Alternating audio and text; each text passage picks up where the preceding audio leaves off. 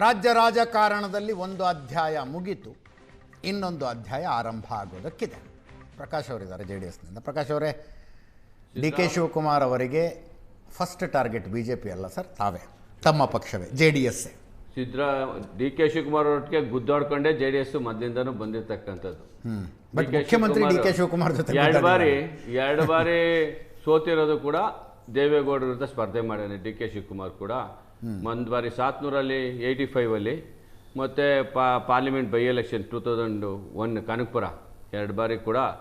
ಇವರೇನು ಅಂಥ ದೊಡ್ಡ ನಾವು ಡಿ ಕೆ ಶಿವಕುಮಾರ್ ಸಂಪನ್ಮೂಲವಾಗಿ ಬಲಿಷ್ಠ ಇರ್ಬೋದು, ಬಟ್ ಅವರೇನು ಸಿದ್ದರಾಮಯ್ಯನವರ ಥರ ಮಾಸ್ ಲೀಡ್ರಲ್ಲ ಡಿ ಕೆ ಶಿವಕುಮಾರ್. ಸಿದ್ದರಾಮಯ್ಯನವ್ರಿಗೆ ಯಾವುದೇ ಒಂದು ಕ್ಷೇತ್ರದಲ್ಲಿ ಒಂದು 20,000 ಓಟು ಅವ್ರದ ಒಂದು ವರ್ಚಸ್ಸಿಂದ ಟರ್ನ್ ಆಗ್ತಕ್ಕಂಥ ಅಷ್ಟು ದೊಡ್ಡ ಮಾಸ್ ಲೀಡರ್ ಸಿದ್ದರಾಮಯ್ಯರು. ಉತ್ತರ ಕರ್ನಾಟಕ ಮಾಡಿದ ದಿವಸ ಹೇಳ್ತಿದ್ದಾರೆ ನೋಡಿ, ಏನು ಸರ್ ರಿಸೈನ್ ಮಾಡಿದ ದಿವಸ ಹೇಳ್ತಿದ್ದಾರೆ.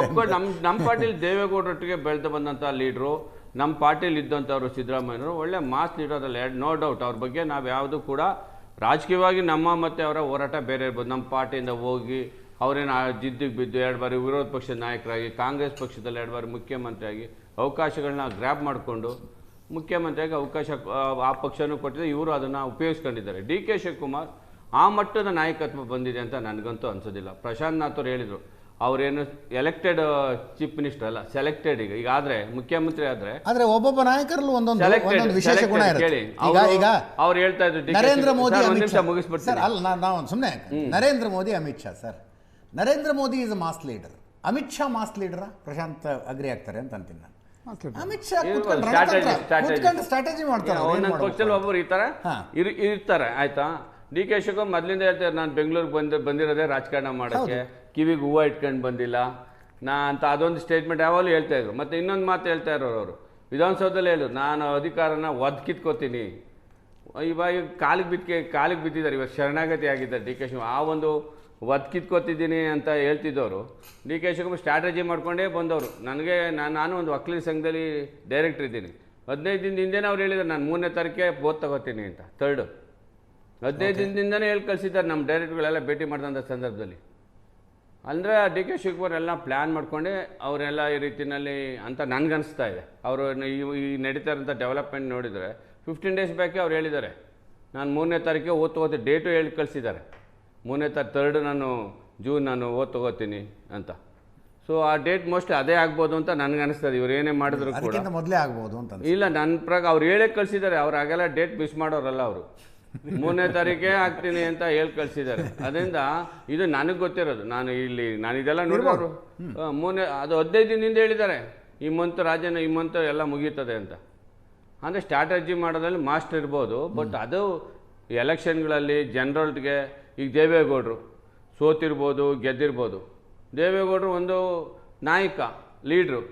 ಅವ್ರು ಎಲ್ಲಿವರೆಗೂ ರಾಜಕಾರಣದಲ್ಲಿ ಇರ್ತಾರೆ ಅಲ್ಲಿವರೆಗೂ ಕೂಡ ಜನ ದೇವೇಗೌಡರನ್ನ ಒಪ್ಕೊಳ್ತಕ್ಕಂಥದ್ದು ಅದು ಇದ್ದೇ ಇದೆ. ಸಿದ್ದರಾಮಯ್ಯನವ್ರ ಬಗ್ಗೆನೂ ಹೇಳಿದರು, ಹೌದು ನಾನು ಒಪ್ಕೋತೀನಿ, ನಾನೊಂದು ಆಪೋಸಿಷನ್ ಲೀಡ್ರಲ್ಲಿ ಇದ್ದರೂ ಕೂಡ ಆ ಒಂದು ಕಮ್ಯುನಿಟಿ ನಾನು ಅಬ್ಸರ್ವ್ ಮಾಡಿದ್ದೀನಿ, 100% ಒಂದು ಸೈಡ್ ಆಗಿರ್ತಕ್ಕಂಥ ಚುನಾವಣೆ ನಾವು ಫೇಸ್ ಮಾಡಿದ್ದೀವಿ, ನಮ್ಗೆ ಗೊತ್ತಿದೆ ಅದು ಏನಾಗಿದೆ ಅಂತ, ಆಯಿತಾ. ದೇವೇಗೌಡರನ್ನ ಟೀಕೆ ಮಾಡಬೇಡಿ ಸಮ್ ಎಲೆಕ್ಷನ್ನಲ್ಲಿ. ಸಿದ್ದರಾಮಯ್ಯನವ್ರನ್ನ ಎಲೆಕ್ಷನ್ ಟೈಮ್ ಅಂದರೆ ಜಾಸ್ತಿ ಟೀಕೆ ಅಗ್ರೆಸಿವ್ ಹೋಗೋದು ಬೇಡ, ಆ ಜನ ನಮಗೆ ಇದು ಮಾಡೋದಿಲ್ಲ, ಇವೆಲ್ಲ ಗೊತ್ತಿದೆ. ಅದರಿಂದ ಯಡಿಯೂರಪ್ಪನವರು ಅವರು ಒಂದು ಮಾಸ್ ಲೀಡ್ರು, ಡಿ ಕೆ ಶಿವಕುಮಾರ್ ಆ ಮಾಸ್ ಲೀಡ್ರಲ್ಲ. ಕನಕಪುರ ಬಿಟ್ಟರೆ ಅವ್ರ ಪ್ರಭಾವ ಚನ್ನಪಟ್ಟಣದಲ್ಲೂ, ಚನ್ನಪಟ್ಟಣ ಪಕ್ಕದ ಕ್ಷೇತ್ರ ಕನಕಪುರಕ್ಕೆ, ಅಲ್ಲೂ ಕೂಡ ಡಿ ಕೆ ಶಿವಕುಮಾರ್ ಒಂದೇ ಒಂದು ಸ್ಟ್ರಾಟಜಿ ಮಾಡ್ಬೋದು, ಹಣಕಾಸನ್ನು ಹೊಂದಿಸ್ಕೊಡ್ಬೋದು. ಆದರೆ ಅವರಿಂದ ಒಂದು ಡಿ ಕೆ ಶಿವಕುಮಾರ್ ಹೋದರೆ 25,000 ಓಟು ಒಂದು ಬಂದು ಹೋದ್ರೆ ಆ ಥರ ಎದುರ್ಕೊಳ್ತಕ್ಕಂಥದ್ದು. ಪ್ರಕಾಶ್ ಅವರಿಗೆ JDS ಟಾರ್ಗೆಟ್ ನಂಬರ್ 1 JDS ಇರ್ಬೋದು. ಯಾಕಂದ್ರೆ ಡಿ ಕೆ ಶಿವಕುಮಾರ್ ಅವರಿಗೆ, ಡಿ ಕೆ ಶಿವಕುಮಾರ್ ನಾನು ಒಕ್ಕಲಿಗರಲ್ಲಿ ಬಲಿಷ್ಠ ನಂಬರ್ 1 ನಾಯಕ ಆಗ್ಬೇಕಂತ ಆಂಬಿಷನ್ ಇದೆ. ಆಂಬಿಷನ್ ಇಟ್ಕೊಂಡೆ ಅವ್ರು ರಾಜಕಾರಣ ಮಾಡ್ಕೊಂಡು ಬಂದಿದ್ದಾರೆ. ಮತ್ತು ಅವರಲ್ಲಿ ಇವತ್ತು ಎಲ್ಲ ಸಂಪನ್ಮೂಲ ಇದೆ. ಮುಖ್ಯಮಂತ್ರಿ ಒಂದು ಅಧಿಕಾರ ಸಿಗ್ತಾ ಇದೆ ಅವ್ರಿಗೆ. ಹೌದು, ನಮ್ಮ ಪಕ್ಷಕ್ಕೆ ಡ್ಯಾಮೇಜ್ ಮಾಡೋಂಥದ್ದು ಎಲ್ಲ ಪ್ರಯತ್ನ ಅಂತೂ 100% ಮಾಡೇ ಮಾಡ್ತಾರೆ. ಅದು ಇದ್ದಿದ್ದೇ. ಅದು ಸಿದ್ದರಾಮಯ್ಯನವರು ನಮ್ಮ ಪಕ್ಷ ಬಿಟ್ಟು ಹೋದಲ್ಲೂ ಕೂಡ ಅವರಿಂದೇ ಕೂಡ ಒಂದಷ್ಟು ಜನ MLAಗಳು ಹೋದರು. ಡಿ ಕೆ ಶಿವಕುಮಾರ್ ಅವರ ಆಸೆ ಆಮಿಷಕ್ಕೆ ಏನಾನ ಬಲಿಯಾಗಿ 1% 2% ಆಗ್ಬೋದು. ಆದರೆ ಕೂಡ ಒಂದು ಪಕ್ಷವಾಗಿ ನಾವು ಹೋರಾಟ ಮಾಡೋಕ್ಕೆ ಡಿ ಕೆ ಶಿವಕುಮಾರ್ ವಿರುದ್ಧ ಕೆಲವು ಬಾರಿ ನಾವು ಈಗ ನೋಡಿ ಚನ್ನಪಟ್ಟಣದಲ್ಲಿ ಸೋತ್ವು. ಅವರೇ ನಮ್ಮ ಯಾವುದೋ ಕ್ಯಾಂಡಿಡೇಟ್ನ ಹೈಜಾಕ್ ಮಾಡಿ BJP ಜೊತೆಗೆ ಕ್ಯಾಂಡಿಡೇಟ್ ಕರ್ಕೊಂಡೋಗಿ ಎಲೆಕ್ಷನ್ ಮಾಡಿದ್ರು. ನಮಗೆ ಪೆಟ್ಟಾಗಿದೆ ರಾಜಕೀಯವಾಗಿ, ನಮಗೆ ಸೋಲಾಗಿರ್ಬೋದು ಚನ್ನಪಟ್ಟಣದಲ್ಲಿ. ಮುಂದೆ ಕೂಡ ಈ ಥರ ಪೆಟ್ಟುಗಳು ಬೀಳ್ಬೋದು. ಆದರೂ ಕೂಡ ಜನ ಇವರು ಡಿ ಕೆ ಶಿವಕುಮಾರ್ಗೆ ನಾಳೆಯಿಂದ ಈ ಒಂದು ಏನು ಮುಖ್ಯಮಂತ್ರಿ ಆಗ್ತಾರೆ, ಆದರೆ ಮುಳ್ಳಿನ ಹಾಸಿಗೆ ಅಂತೂ ಆಗಿರೋದಿಲ್ಲ.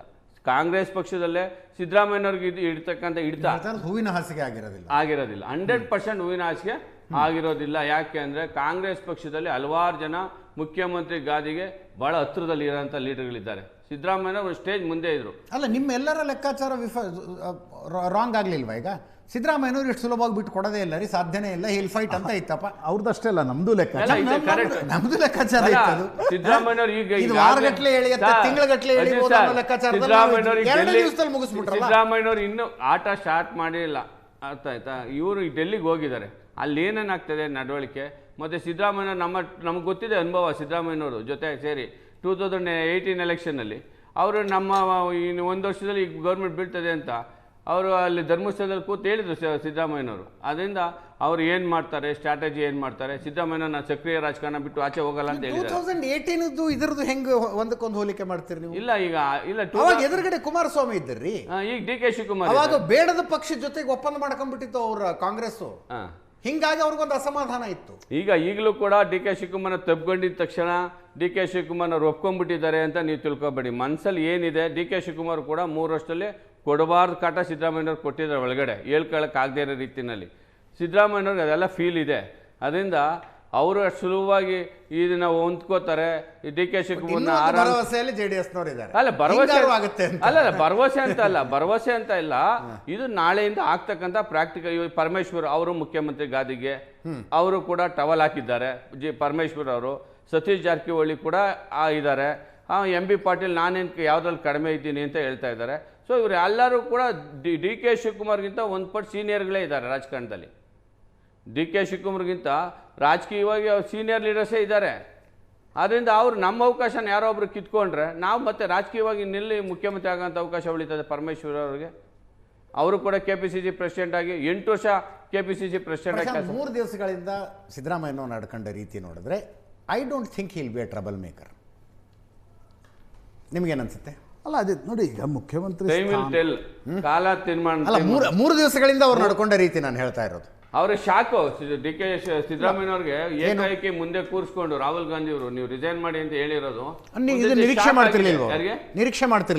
ಮಾಡ್ತಿರ್ಲಿಲ್ಲ ಅವರು. ನನಗೆ ಇಷ್ಟು ಹೇಳ್ತಾರೆ, ಇವರು ನೇರವಾಗಿ ನನ್ನನ್ನೇ ಕೂರಿಸ್ಕೊಂಡು ಹೇಳ್ತಾರೆ ಅಂತ ಅವ್ರು ಯಾವುದೇ ನಿರೀಕ್ಷೆ ಮಾಡಿರಲಿಲ್ಲ. ಅವರು ಯಾವ ಕಾರಣಕ್ಕೂ ನನ್ನನ್ನು ಅವರು 2028ವರೆಗೂ ನನ್ನನ್ನು ಬದಲಾಯಿಸಲ್ಲ ಅನ್ನೋ ಒಂದು ಇದನ್ನೇ ಇಟ್ಕೊಂಡಿದ್ರು ಅವರು. ಇಲ್ಲ, ನಾನೊಬ್ಬ ನನಗನ್ಸುತ್ತೆ ನೋಡಿ, ಅವ್ರಿಗೂ ಗೊತ್ತಿತ್ತು ನಾನೇನು 28 ಎಲೆಕ್ಷನ್ವರೆಗೆ ಮುಖ್ಯಮಂತ್ರಿಯಾಗಿರಲ್ಲ. ಬಟ್ ಹೈಕಮಾಂಡ್ ನನ್ನನ್ನು ಟಚ್ ಮಾಡ್ಲಿಕ್ಕೆ 10 ಬಾರಿ ಯೋಚನೆ ಮಾಡುತ್ತೆ ಅಂತ ಯೋಚನೆ ಮಾಡಿದ್ದಕ್ಕೆ ತಾನೇ 6 ತಿಂಗಳ ಟೈಮ್ ತಗೊಂಡ್ರು. ಭರವಸೆಯಲ್ಲೇ ಸಿದ್ದರಾಮಯ್ಯನವರು ಇದ್ರು. ಹೀಗಾಗಿ ಒಂದು 6 ತಿಂಗಳ ಕಾಲ ಹೈಕಮಾಂಡ್ ಕೂಡ ಸುಮ್ಮನಿತ್ತು. ಇಲ್ಲಾಂದರೆ ನೋಡಿ, ಬಾಗಲಕೋಟ್ ಚುನಾವಣೆಯಲ್ಲಿ ಸಿದ್ದರಾಮಯ್ಯನವರು ಪ್ರಚಾರ ಮಾಡಿದ ರೀತಿ ನೋಡಿದಾಗ ನಾನು ಆ ಚುನಾವಣೆ ಸೋತ್ರೆ ಏನಾಗುತ್ತೆ ಅನ್ನೋದನ್ನು ಯೋಚನೆ ಮಾಡಿ ಅವ್ರು ಬಾಗಲಕೋಟೆ ಚುನಾವಣೆಗೆ ಹೌದು. ನಿನ್ನೆ ಹಿಂದುಳಿದ ವರ್ಗದ ಆಯೋಗದ ವರದಿಯನ್ನು ತರಾತುರಿಯಲ್ಲಿ ಸ್ವೀಕರಿಸಿದ್ದು ನೋಡಿದರೆ ಅವ್ರಿಗಿದು ಎಕ್ಸ್ಪೆಕ್ಟೆಡ್ ಇರಲಿಲ್ಲ. ಯಾವುದು ಇಷ್ಟು ಹೈಕಮಾಂಡ್ ನನ್ನನ್ನು ಕರೆದು ಈಗಲೇ ಅಂತ ಹೇಳ್ಬಿಟ್ಟು ಇನ್ನೊಂದು 2-3 ತಿಂಗಳು ಜಗ್ಬೋದು, ಇನ್ನೊಂದು 4 ತಿಂಗಳು ಜಗ್ಬೋದು ಅನ್ನುವ ಭರವಸೆಯಲ್ಲಿ ಸಿದ್ದರಾಮಯ್ಯನವರಿತ್ತು. ನನಗನ್ಸುತ್ತೆ ಒಂದು ಸ್ಪಷ್ಟತೆ ಸಿದ್ದರಾಮಯ್ಯನವ್ರಿಗೂ ಇತ್ತು. ಯಾವಾಗ ಗಾಂಧಿ ಕುಟುಂಬ ನನ್ನನ್ನು ಕರೆದು ರಾಜೀನಾಮೆ ಕೊಡಿ ಅಂತಕ್ಕಂಥದ್ದನ್ನು ಹೇಳುತ್ತೋ ನಾನು ಮತ್ತು ನೋಡಿ, ನಾವು ಅನೇಕರು ಅಂತೀವಿ ಇಲ್ಲ ಅವರು ಸೆಡ್ ಹೊಡಿತು. ಲೈಫಲ್ಲಿ ಪಾಲಿಟಿಕ್ಸ್ನಲ್ಲಿ ಸಾರ್ವಜನಿಕ ಜೀವನದಲ್ಲಿ ಒಂದು ಪ್ರಶ್ನೆ ಬರುತ್ತೆ, ನೀನು ಸೆಟ್ ಹೊಡೆದು ಮಾಡೋದೇನು, ಇನ್ನೂ ಏನು ಸಾಧಿಸಬೇಕು? ಈಗ ಭಾಳ ನಾವು ಸ್ಪಷ್ಟವಾಗಿ ನಿಖರವಾಗಿ ಮಾಡೋದಾದರೆ ಆಯ್ತಪ್ಪ, ಡಾಕ್ಟರ್ ಯತೀಂದ್ರ ಮುಖ್ಯಮಂತ್ರಿ ಸ್ಥಾನಕ್ಕೆ ಆಕಾಂಕ್ಷಿ ಅನ್ನುವ ರೀತಿಯಲ್ಲಿ ಇದ್ದಾರೆ ಅಂತ ಅನ್ಕೋಣ. ಆಗ ಒಂದು ಪಕ್ಷ ಸೆಡ್ ಹೊಡಿಲಿಕ್ಕೆ ಒಂದು ಅವಕಾಶ. ಆ ಸಾಧ್ಯತೆ ಸದ್ಯಕ್ಕಂತೂ ಕಾಣಿಸ್ತಿಲ್ಲ. ಅಲ್ಲ, ಆ ಸಾಧ್ಯತೆ ಈಗಂತೂ ಸದ್ಯಕ್ಕಂತೂ ಕಾಣಿಸ್ತಿಲ್ಲ. ಎಸ್, ಗೊತ್ತಿಲ್ಲ ನನಗೆ ಇವತ್ತು ಹೇಳಬೇಕೋ ಬೇಡವೋ. ರಾಕೇಶ್ ಬದುಕಿದ್ರೆ ಏನಾಗ್ತಿತ್ತು ವಿ ಡೋಂಟ್ ನೋ. ನಾನು 2 ದಿನದಿಂದ ಹೇಳಬಾರ್ದು ಅಂತ ಅಂದ್ಕೊಂಡಿದ್ದೆ. ಬಟ್ ಈಗ ರಾಕೇಶ್ ಬದುಕಿದ್ರೆ ಏನಾಗ್ತಿತ್ತು ವಿ ಡೋಂಟ್ ನೋ. ಹೌದು. ಹೀಗಿರುವಾಗ ನನಗನ್ಸುತ್ತೆ ಅಜಿತ್, ಸಿದ್ದರಾಮಯ್ಯನವರ ಬಳಿ ಕೂಡ ವಿಕಲ್ಪಗಳು ಏನೂ ಇರಲಿಲ್ಲ. ಇಲ್ಲಪ್ಪ ನಾನೇ ಮುಖ್ಯಮಂತ್ರಿ 28ರವರೆಗೆ ನಾನೇ ಮುಖ್ಯಮಂತ್ರಿ ಆಗ್ತೀನಿ, ನನ್ನ ನೇತೃತ್ವದಲ್ಲೇ ಚುನಾವಣೆ ನಡೀಬೇಕು ಅಂತಕ್ಕಂಥದ್ದನ್ನು ಅವರು ಹೇಳುವ ನಾವು ಚರ್ಚೆ ಮಾಡಿದ್ವಿ. 2013ರಿಂದ 18 ತನಕದ ಅವಧಿ ಇತ್ತಲ್ಲ, ಅದರಲ್ಲಿ ಏನಾದ್ರು ಮಧ್ಯದಲ್ಲಿ ಇಳಿರಿ ಅಂದಿದ್ರೆ ರೆಬೆಲ್ ಆಗ್ಬಿಟ್ರು. ಎಸ್, ನಾವು 77 ಮತ್ತು ಮೂಡಾ ಹಗರಣದ ಸಂದರ್ಭದಲ್ಲೂ ಕೂಡ ಅವರು ವ್ಯಗ್ರರಾಗಿದ್ದರು. ಹೌದು. ಆಗ ಚರ್ಚೆಗಳು ನಡೆದಿದ್ವು. ಇಲ್ಲ ಎಲ್ಲೋ ಪಾರ್ಟಿ ಒಳಗಡೆ ಒಂದು ಸಬೂಟಾಜ್ ಆಗಿದೆ, ಅವರೇ ಹೋಗಿ ಫೈಲ್ ಕೊಟ್ಟಿದ್ದಾರೆ. ಬಟ್ ಹೈಕಮಾಂಡ್ ಭಾಳ ಗಟ್ಟಿಯಾಗಿ ಎಸ್, ಸ್ವತಃ ಡಿ ಕೆ ಶಿವಕುಮಾರ್ ಕೂಡ ಬಹಿರಂಗವಾಗಿ ಆಗ ಸಿದ್ದರಾಮಯ್ಯನವ್ರ ಜೊತೆ ಬಂಡೆ ಅಂತ ನಿಂತ್ಕೊಳ್ತೀನಿ ಬಂಡೆ ಅಂತ ನಿಂತ್ಕೊಳ್ತೀನಿ ಅಂತಿದ್ರು. ಹೇಗೆ ನನಗನ್ಸುತ್ತೆ ಇದು ಸಿದ್ದರಾಮಯ್ಯನವ್ರ ಬಳಿ ಕೂಡ ಭಾಳ ವಿಕಲ್ಪಗಳೇನಿರಲಿಲ್ಲ. ಇಲ್ಲ ನಾನೇ ಮುಖ್ಯಮಂತ್ರಿಯಾಗಿ ಮುಂದುವರಿಬೇಕು, ಡಿ ಕೆ ಶಿವಕುಮಾರ್ಗೆ ಅವಕಾಶ ಮಾಡಿಕೊಡ್ಬಾರ್ದು.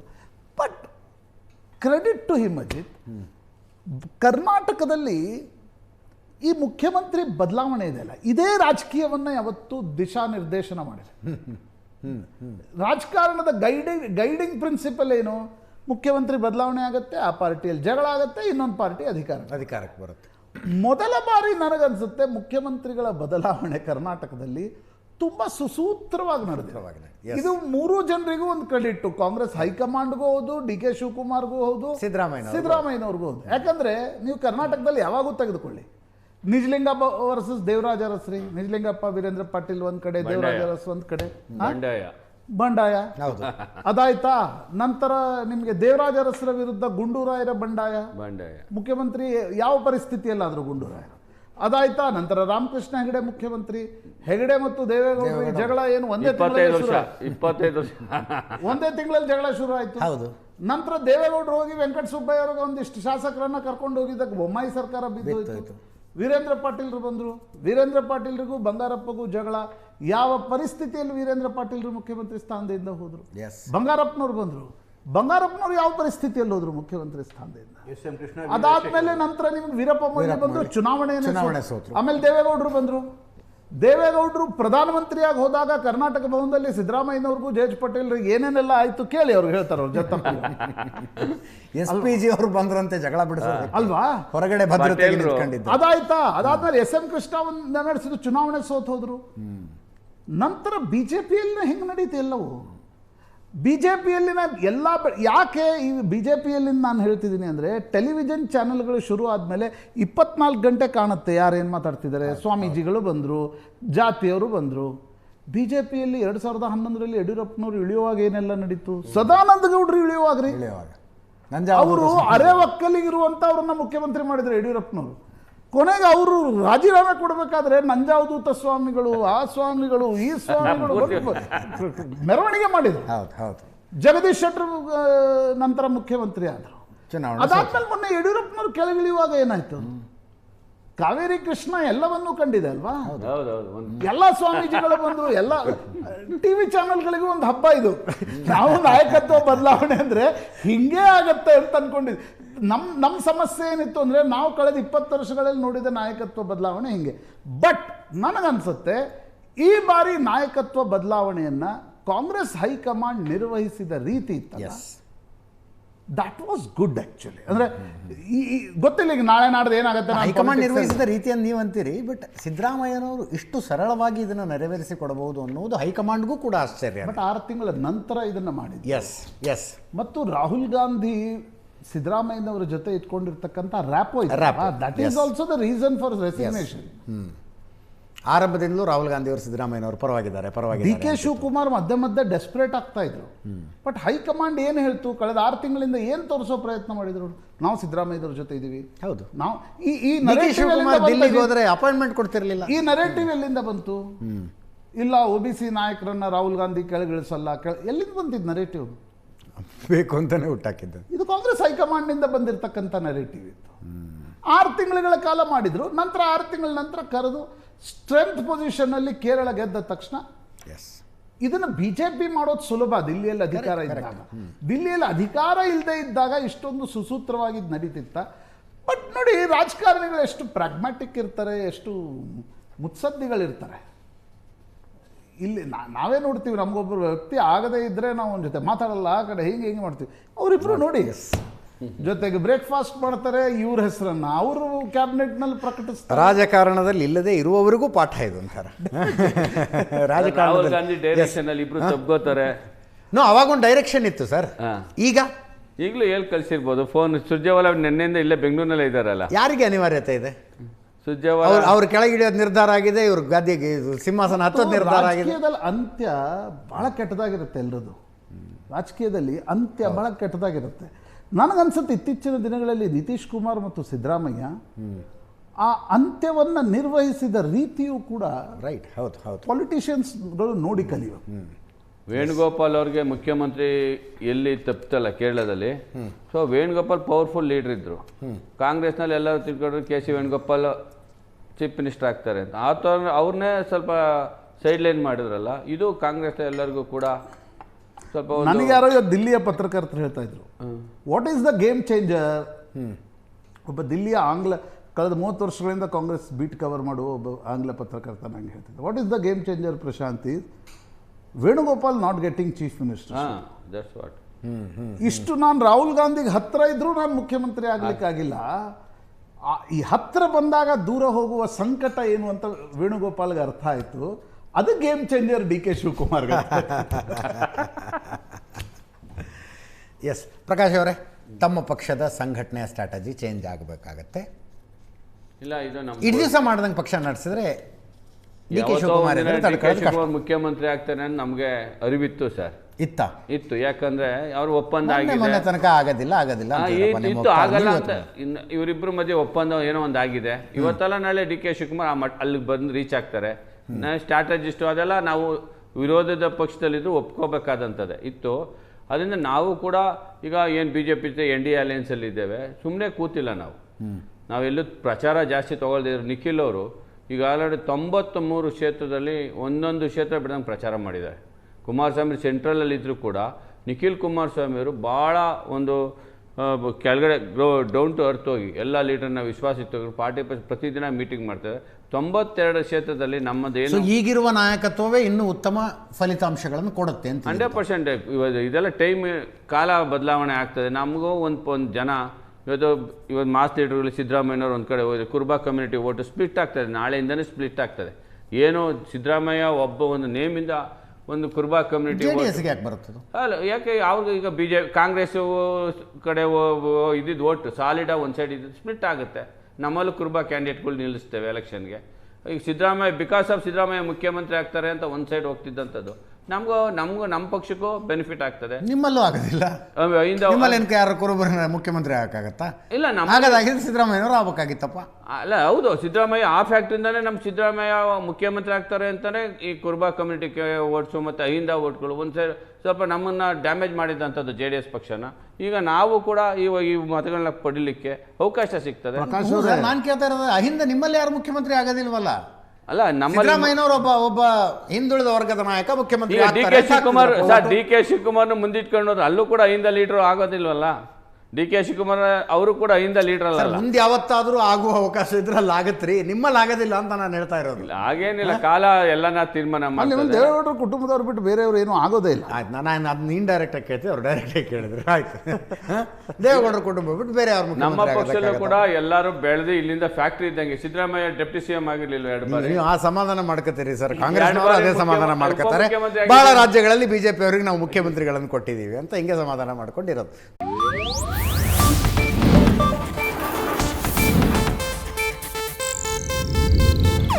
ಇದು ಏಷ್ಯಾನೆಟ್ ನ್ಯೂಸ್ ನೆಟ್ವರ್ಕ್ ಪ್ರಸ್ತುತಿ.